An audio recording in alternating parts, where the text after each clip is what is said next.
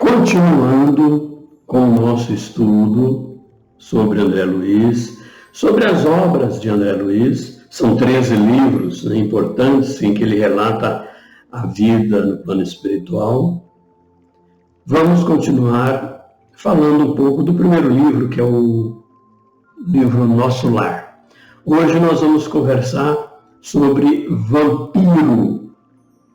No plano espiritual existem vampiros, aqui na Terra também existem vampiros, entre aspas, não aquela figura folclórica da literatura antiga, não, mas vampiros realmente que aproveitam da situação e tentam usufruir algum benefício. São os vampiros espirituais. Vamos conversar sobre isso.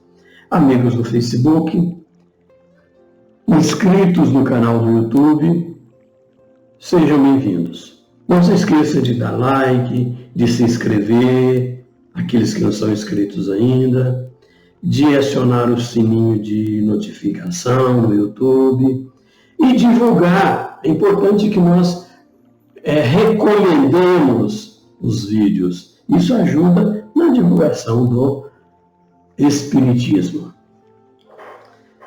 Então, dando continuidade, André Luiz estava lá no plano espiritual, em Nosso Lar, nas câmaras de retificação, junto com Narcisa, que é uma enfermeira-chefe em que estava levando André Luiz para mostrar para ele os novos detalhes da vida espiritual de assistência lá nas câmaras de retificação. Já eram 21 horas, interessante, né, gente? Tudo que acontece aqui acontece lá, horas, dia, noite, tal. Da mesma forma, porque são colônias muito próximas, imantadas, ligadas ao planeta Terra. Nosso Lar é uma delas. Então, André Luiz diz que já eram em torno de 21 horas, eles não haviam descansado, André Luiz estava atuando lá nessas câmaras de retificação, amparando os espíritos recém-vindos do umbral, estavam sendo tratados ali. Então, André, mas a Narcisa diz que não tinha ainda descansado o suficiente, né? Muitos problemas aqui, problemas ali, acode aqui, acode ali. Aqui um doente para alívio, ali outro necessitava de passes. E a partir daquele momento, já no final do expediente, foram atender 2 enfermos no pavilhão 11. Lá era dividido em pavilhões, né? E na hora que estava lá nesse pavilhão 11, já no final do expediente, já à noite, André Luiz ouviu uma gritaria próxima, um alvoroço próximo. Obviamente que eram espíritos que estavam lá. André Luiz fez um instintivo movimento de aproximação. Narcisa deteve André e falou: André, não prossiga. Localizam-se ali os desequilibrados do sexo. O quadro seria extremamente doloroso para seus olhos. Guarde essa emoção para mais tarde. A Narcisa falou para André: você está ouvindo essas gritarias aí, mas não vai lá não. Ali são espíritos que são desequilibrados do sexo. Ora, meus caros, no plano espiritual também tem as suas separações. Obviamente que esses espíritos que a Narcisa estava dizendo, eles viveram aqui na Terra e tinham uma fixação sexual, um vício sexual e por aí afora. André não insistiu, mas André estava preocupado, né? O cérebro estava com muitas interrogações a respeito, né? Com isso, André era indispensável para ele recordar o conselho da mãe de Lísias, né, que nós já falamos no capítulo anterior. A cada momento, para não se desviar da obrigação justa. Então André nunca tinha ouvido falar daquilo, né? Queria perguntar, mas não, ficou quieto, né? Então já era mais de 21 horas, mais de 9 horas da noite. Chegou alguém do fundo desse saguão, dessas câmaras de retificação. Chegou alguém dos fundos. Era uma delas que era um homenzinho de semblante singular, evidenciando a condição de um trabalhador humilde. Narcisa recebeu com gentileza e perguntou: o que há, Justino? Esse senhor se chamava Justino. Qual que é a sua mensagem? Você chegou meio que esbaforido aqui, né? Logo, ele foi conversar, explicar, né? Ele começou a explicar. O Narcisa, eu venho participar e te comunicar que uma infeliz mulher está pedindo socorro no grande portão que dá para os campos de cultura. Creio tenha passado desapercebida aos vigilantes das primeiras linhas. Gente, ali no plano espiritual, lá em nosso lar, tem os vigilantes que impedem o acesso de qualquer um. Tem que ter uma organização, né? Tem que ter um meio de selecionar quem chega, quem sai. Não é bem uma prisão, mas é um lugar muito organizado. Então esse senhorzinho, esse tal de Justino, disse para Narcisa: Narcisa, parece que alguém desapercebido deixou essa criatura passar, né? E essa mulher está ali. Aí Narcisa falou: ô Justino, por que você não atendeu? Né? Aí logo o Justino disse para ela: segundo as ordens que nos regem, Narcisa, não pude fazer isso porque a pobrezinha está rodeada de pontos negros. Olha que dado interessante. O espírito trabalhador ali de nosso lar, chamado Justino, não atendeu, viu que ela estava pedindo socorro, pedindo ajuda lá na portaria, mas não atendeu, dizendo que ela estava rodeada de pontos negros. Ora, estranho, né? A Narcisa perguntou: quem me diz isso? Ela ficou assustada, né? Aí ele falou: sim, senhora, o caso é muito grave. Justino falou para ela. Curioso, André seguiu, acompanhou a enfermeira até esse campo, até a entrada desse campo, já enluarado, já era noite, né?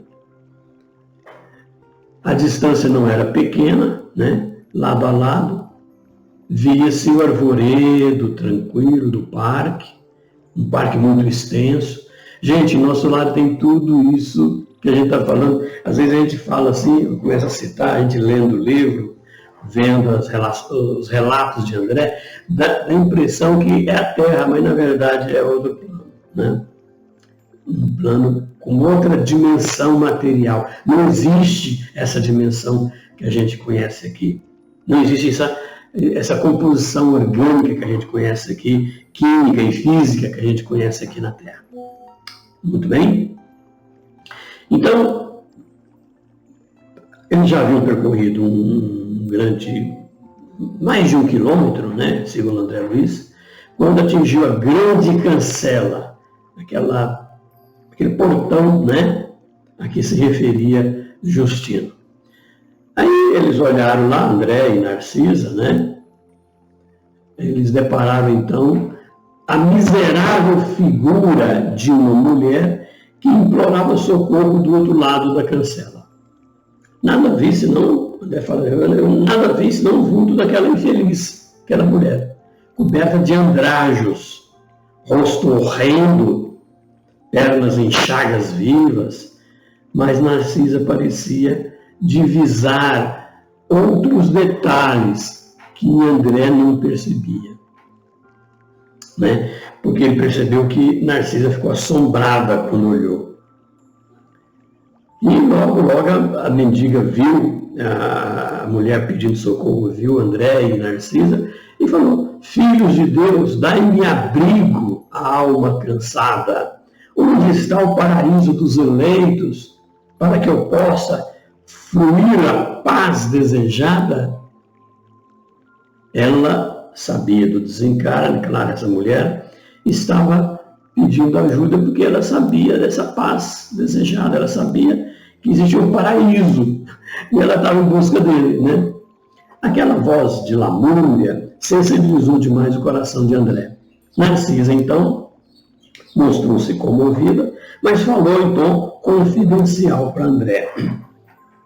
André, você não está vendo aqueles pontos negros em volta dessa mulher? André falou que não, estava vendo nada não. André não viu isso. André Luiz não viu isso. Aí ela falou, a Narcisa falou, André, a sua visão espiritual ainda não está suficientemente educada. Gente, às vezes no plano espiritual a gente vê não tanto quanto outros. Como aqui na Terra também, às vezes a gente não percebe as coisas, né? Como outras pessoas mais sensibilizadas percebem. Isso é natural, né? Isso é comum, né? Aí, Narciso ainda falou, né? Se estivesse em minhas mãos, André, eu abriria imediatamente essa porta. Mas, quando se trata de criaturas nessa condição, nada posso resolver por mim mesma. Preciso recorrer à vigilância, à chefia da vigilância desse saguão, desse departamento. Assim dizendo, aproximou-se do infeliz e informou em tom fraterno. Faça o obséquio de esperar alguns minutos, minha irmã. Então a Narcisa falou, esperem um pouquinho, vamos conversar com o chefe da vigilância, né? Falou para André, né? E eles voltaram para o interior ali, né? Pela primeira vez, André disse que encontrou em contato com o diretor da sentinela das câmaras de retificação lá de Nosso Lar. Narcisa apresentou o André e tal, e ele ainda falou assim, ô Narcisa, você fez muito bem, comunicando o fato. Vamos até lá. Então, o diretor da vigilância, o chefe da vigilância, dos guardas, vamos dizer assim, falou para ela, não, vamos lá conversar, vamos lá ver essa mulher que está pedindo socorro na portaria. Né?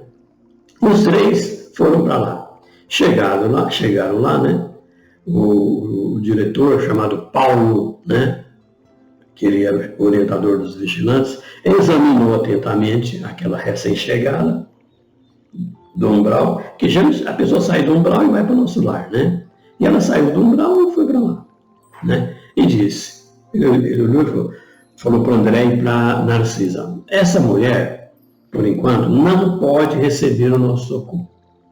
Trata-se de um dos mais fortes vampiros que tenho visto até hoje. É preciso entregá-la à própria sorte. Ora, gente, esse termo vampiro na cultura terrena, que surgiram filmes, romances, etc., isso existe na realidade no plano espiritual, fazendo uma analogia, né? André ficou escandalizado com aquilo, mas como não vai socorrer essa pedinte? André imaginou. Não seria faltar aos deveres cristãos abandonar aquela sofredora ao azar do caminho? Né? Narcisa, segundo André, pareceu compartilhar a mesma impressão. André disse que percebeu que Narcisa também queria socorrer, né? E falou, mas irmão Paulo, Narcisa falou, mas irmão Paulo, não há um meio de acolhermos essa miserável criatura nas câmaras de retificação? Aí ele disse, olha, permitir essa providência seria trair a minha função de vigilante. Eu estou aqui para cuidar, para organizar. Então, entidades dessa maneira não podem entrar, né? E aí ele apontou para essa mendiga, né, que esperava a decisão, né, estava gritando impaciente, e ela exclamou, e ele exclamou para Narcisa, já notou, Narcisa, alguma coisa além dos pontos negros? Porque tanto o vigilante quanto Narcisa viu esses pontos negros. Aí agora, então André disse que a instrutora dele, a Narcisa, né, falou, pois vejo mais, respondeu o vigilante. A Narcisa falou negativamente, eu não estou vendo mais nada, estou vendo só os pontos negros. Aí o vigilante, o Paulo, disse assim, pois bem, Narcisa, eu vejo mais, né? Conte as manchas pretas que você está vendo. Narcisa, então, a partir daí, fixou algum tempinho, ele contou, deu 58 pontos negros.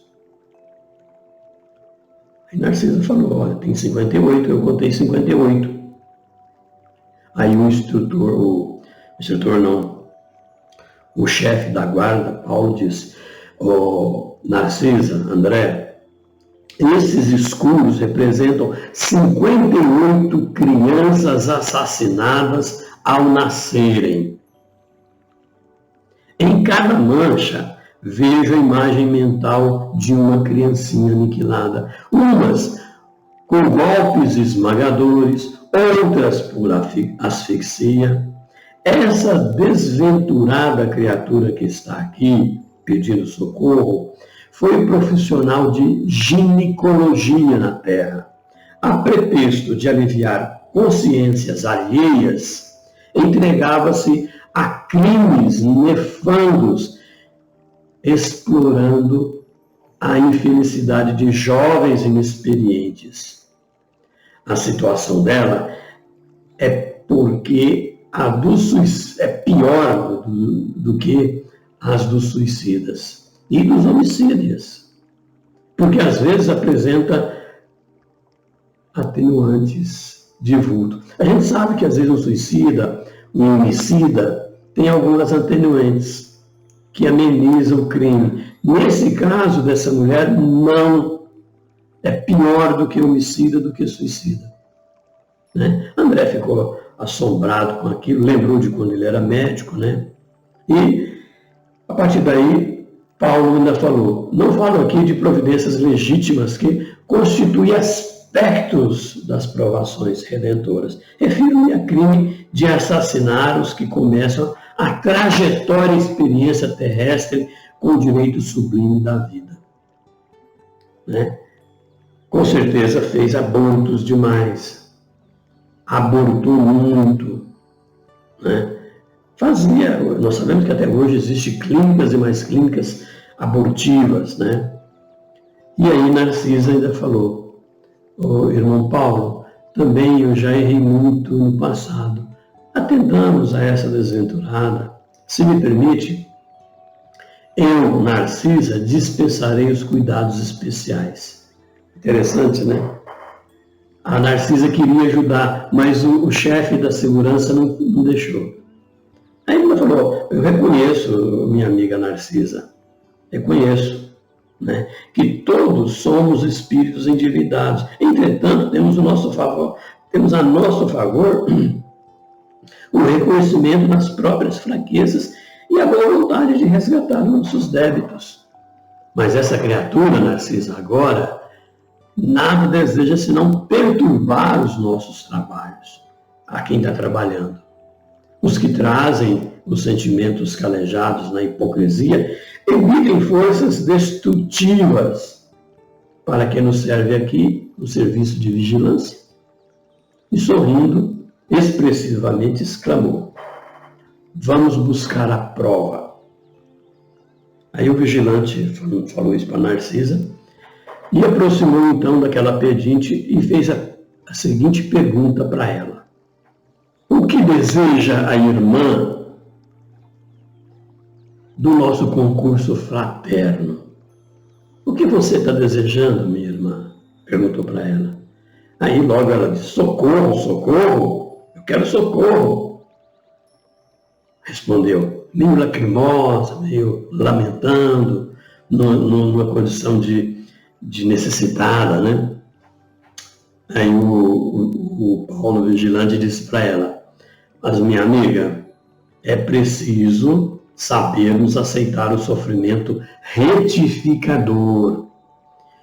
Por que razão tantas vezes cortou a vida de entezinhos frágeis que iam à luta com a permissão de Deus?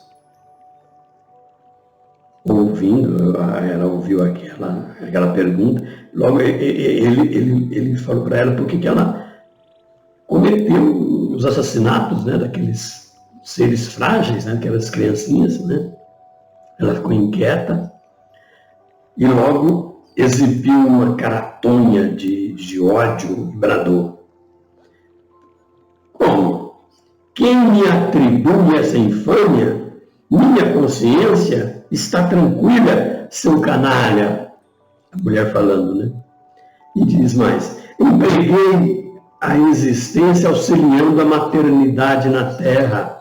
Fui caridosa e crente, boa e pura. Aí, não é isso. Aí o Paulo fala, não é isso que se observa na fotografia viva dos seus pensamentos e atos. Creio que a irmã ainda não recebeu nem mesmo o benefício do remorso quando atribui à alma as bênçãos de Deus, reconhecendo as necessidades próprias. Então, volte até aqui quando reconhecer essas necessidades, quando tiver um remorso. Ela ficou irada, né, mais uma vez, quer dizer, falando para ela voltar depois, quando ela tiver mais condição de entender o que ela fez, né, tem pelo menos um pouquinho de remorso, né, mostrando para ela que ninguém ia entender, né. Ela ficou irada e respondeu muito nervosa: seu demônio, seu feiticeiro, sagaz de Satã, não voltarei jamais, estou esperando o céu que me prometeram e espero encontrar. Então, gente, nesse caso, fica bem nítido, bem claro que a pessoa,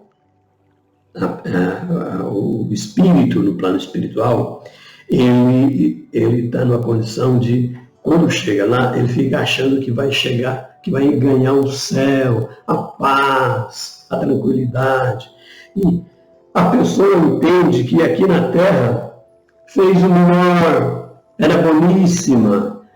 O fato dela ajudar as mamães através dos abortos, dos assassinatos das criancinhas, através disso, ela achava que estava sendo maravilhosamente caridosa. E ela queria esse céu. Na verdade, pode-se dizer que ela estava totalmente equivocada, porque às vezes determinadas religiões e a cultura popular espera encontrar um céu lá no plano espiritual, e na verdade não é. Né? Então, o vigilante ficou mais firme, né? O Paulo ficou mais firme e falou: faça então o favor de se retirar. Não temos aqui o céu que você deseja. Estamos numa casa de trabalho, onde os doentes reconhecem o seu mal e tentam curar-se junto de servidores de boa vontade. A mendiga, a mulher, né, considerada como vampiro, muito atrevida, ainda disse assim: olha, eu não lhe pedi remédio nem serviço, estou procurando paraíso que me fiz merecer, praticando boas obras. Né? Então, a partir daí, a partir desse momento, né, eles direcionaram para aquela mulher um olhar de piedade, claro, né? E logo Paulo falou: vocês observaram aí o vampiro? Isso aí é um tipo de vampiro que a gente diz aqui. Exibe a condição criminosa e declara-se inocente. É profundamente má, afirma que é uma pessoa boa e pura, sofre desesperadamente e alega tranquilidade. Criou o inferno para si própria e assevera que está procurando o céu. Né? E o Paulo ainda, vamos dizer assim, Narcisa e André ficou assim, atento, né? Ainda falou, e o Paulo ainda completou dizendo, é imprescindível a gente tomar cuidado com as boas ou más aparências. Naturalmente, a infeliz será atendida em algum lugar pela bondade divina, mas, por princípio de caridade legítima, na posição em que me encontro, não lhe poderia abrir nossas portas. Ora, isso serve para que a gente aplique isso no dia a dia. A gente tem que ficar atento. Nem tudo que apresenta, que se aparece, é real. Então, existem os vampiros que enganam e que querem usufruir de algo que não merecem. Que eles querem sugar determinadas situações, determinadas alegrias, determinadas felicidades, determinado bem-estar, mas que, na verdade, não faz por merecer. Isso a gente considera como vampiros, os vampiros espirituais. Estão cheios de vampiros espirituais por aí. Cabe-nos entender essa lição que o André nos trouxe, para a gente nos cuidar mais através do orai e vigiai. É importante isso, não esquecer essa mensagem do Evangelho de Jesus.